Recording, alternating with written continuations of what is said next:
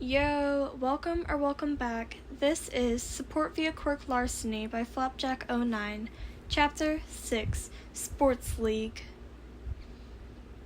When the purple portal opened in the middle of the field, the crowd murmured in confusion. That confusion only grew as a man in a suit made of purple mist stepped out of the portal.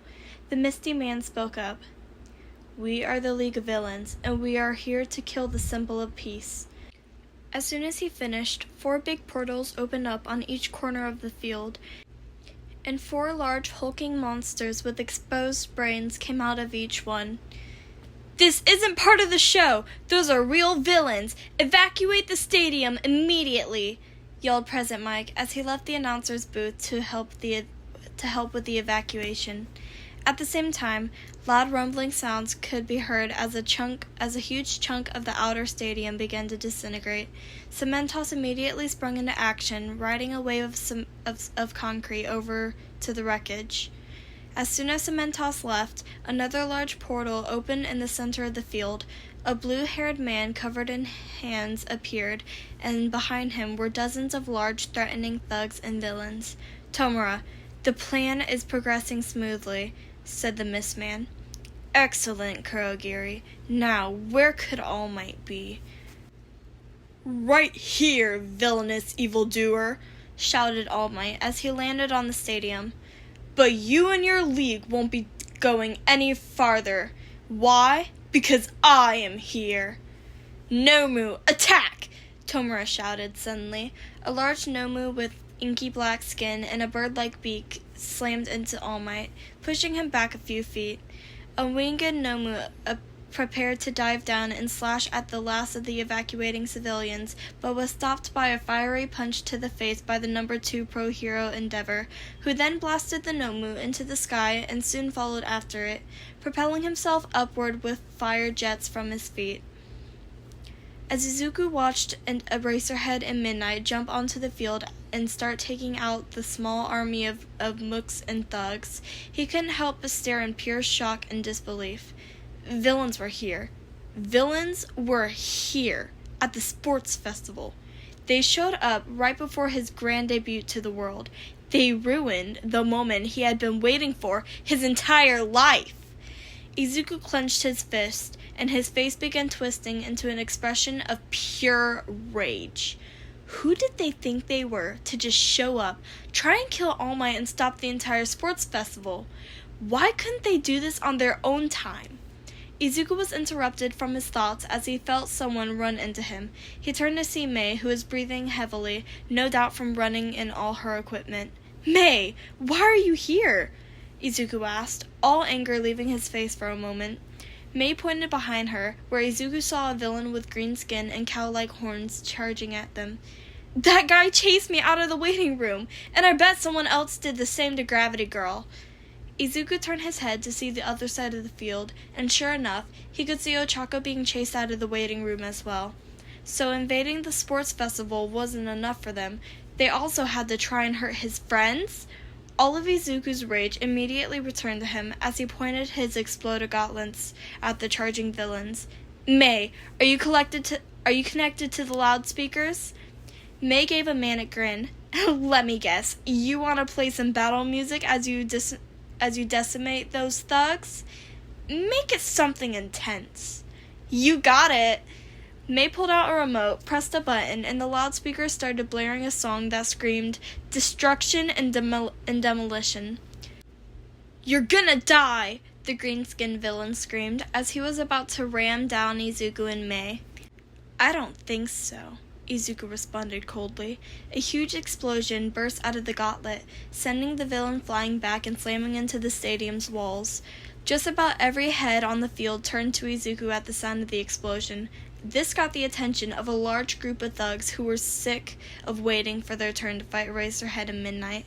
As the thugs approached, Izuku let out a snarl of fury. "You guys picked the wrong day to mess with me." "What are you gonna do? You can't blow us all up," one of the thugs mocked. Izuku placed his hands on his sound-blasting headset. "No, but I can do this." He released a huge sound wave, leaving all the thugs covering their ears. During that momentary distraction, Izuku used his engine leggings to dash up to one of the thugs and release a rocket-boosted roundhouse kick to his gut, sending him flying across the field. The rest of the thugs wasted no time trying to attack Izuku, but he skipped back with impressive reflexes and fired a blast from his electro finger, stunning the entire group. While they were reeling from the shock, Izuku let out several big explosions in quick succession, knocking out the rest of the thugs and sending them sprawling on the ground. "Who's next?" Izuku yelled, only to be greeted by an invisible punch to the face. A camouflage quirk? He could work with this. He readied up his naval turret and began spinning in place while the turret quickly fired small laser bullets. Izuku listened closely to hear that small grunt of pain from the camouflaged thug. When he heard it, he turned to face the source of the sound, and the naval turret shots started hitting an invisible target. After a few shots, Izuku used his engine leggings to run up to the now uncamouflaged chameleon and deliver a devastating kick to the thug's jaw, sending him straight to the ground. "How are you holding up, May?" Izuku asked, while continuing to pummel thug after thug. "Just fine," May responded, as she strapped a grapple gun to one of the thugs Izuku had just knocked out. The invention shot out a grapple, which landed on the other side of the stadium, dragging the thug across the field and tripping over villains along his way. "Getting some free advertisement, too!" On the grassy field surrounding the fighting ring, Tsuyu hopped like her life depended on it, because it did. She was currently dodging blows from a villain with sickles for hands, meaning just about all her close-range attacks were useless. But that meant that she had to get creative.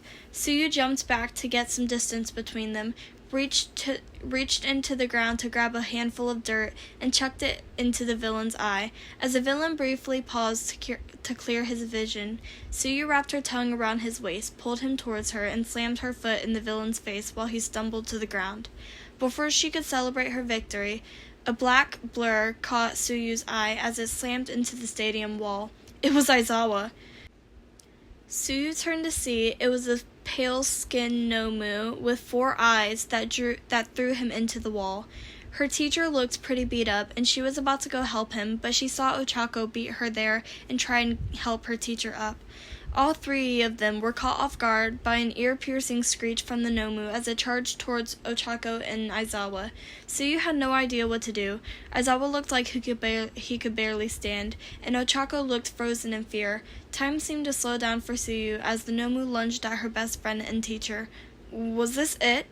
Was she gonna have to watch them die? Suddenly, Tsuyu's body moved without thinking. Tsuyu leaped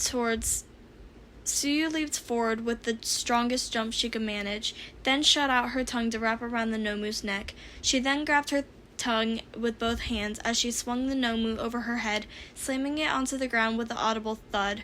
Then, she swung it over her head again and again and again. After a few more slams, she whipped her tongue around and swung the nomu across the stadium, sending it careening right towards Midoriya. Oops!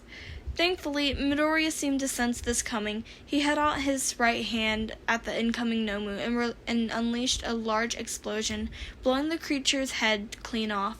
Okay, Tsuyu felt like she wanted to barf after seeing that, but she held that feeling down in her stomach as she hopped over to Aizawa and Ochako to help out their teacher.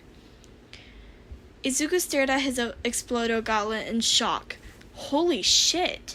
He might have just killed a man. What the hell? Izuku heard Tomura's voice shout out.